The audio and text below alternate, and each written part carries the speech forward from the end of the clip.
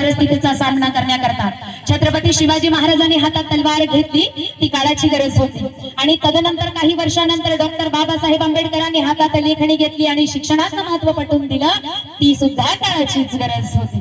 म्हणून तर असं म्हटलं जातं, मेरे शिवा ने शमशेर उठा के सारे जालिमों को मार दिया, मेरे शिवा ने शमशेर उठा के सारे जालिमों को मार दिया, और कलम चला के मेरे भिवा ने सारे जुल्म को ही मिटा दिया, सारे जुल्मों को ही मिटा दिया। तलवार की वार से कट कट कर गिरते हैं दुश्मन, तलवार की वार से कट कट कर गिरते हैं दुश्मन, और कलम की मार से घुट घुट कर मरते हैं दुश्मन, घुट घुट कर मरते हैं दुश्मन। आज ज्यांना पण संविधान मान्य नाही, आज ज्यांना डॉक्टर बाबासाहेब आंबेडकर मान्य नाही, खरं तर अशा माणसांना त्या शासकीय खुर्चीवर बसण्याचा काहीच अधिकार नाही। प्रत्येक ताईला प्रसूती रजा पाहिजे, पण आंबेडकरांचा फोटो घरात नको। आम्हाला जय भीम बोलायचे, पण आम्हाला जय शिवराय आधी नाही बोलायचं, आणि जय शिवराय बोलायचं तर आम्हाला पुढे जय भीम नाही बोलायचं।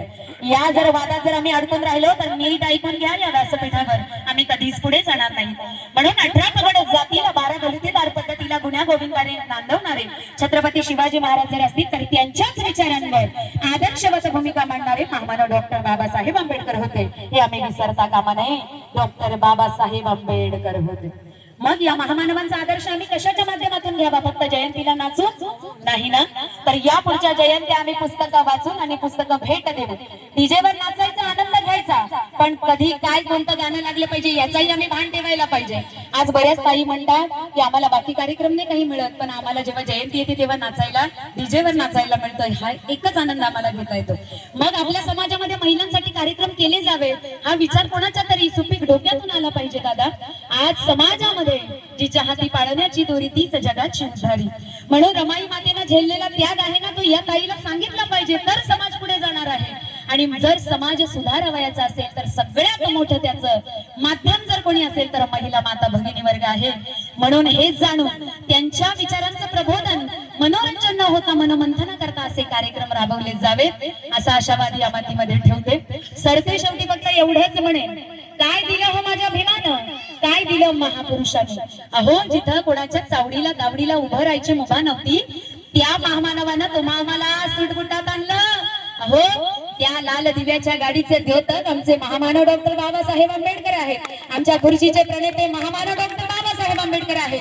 हिंदू कोड बिलाचे महामानव तेच आदर्श आहेत आणि प्रणेते देखील आहेत। आज कोणतीही सर्वसाधारण मुलगी या संविधानाच्या जोरावर जर देशाच्या कानाकोपऱ्यात जर जाऊन प्रबोधन जर करत असेल तर ही संविधानाची ताकद आहे आणि शिक्षणाची ताकद आहे। म्हणून तायानो, सबसे प्यारी क्रांतिकारी निर्भय नारी, सबसे प्यारी क्रांतिकारी निर्भय नारी हूँ, भीमराज की बेटी मैं तो सौ दुश्मन से भारी हूँ, सौ दुश्मन से भारी हूँ। आपल्या घरातल्या मुलीला ताईला आज वेगवेगळ्या कोर्सच्या माध्यमातून वेगळं भलतं काही शिकवण्यापेक्षा स्वतःच्या संरक्षणाकरता तायक्वांडो, जुदो, कराटे आणि काही स्टेप जर स्वसंरक्षणासाठी शिकवल्या तर बरं होतील बरं का। जाता जाता या मुलीला स्पर्श करून जाते। आज आपल्या घरातल्या मुलीला, पत्नीला, पुतणीला, पंतीला, ताईला, भाचीला, नातीला भाकरी आणि चपाती गोल नाही करता आली तरी चालेल।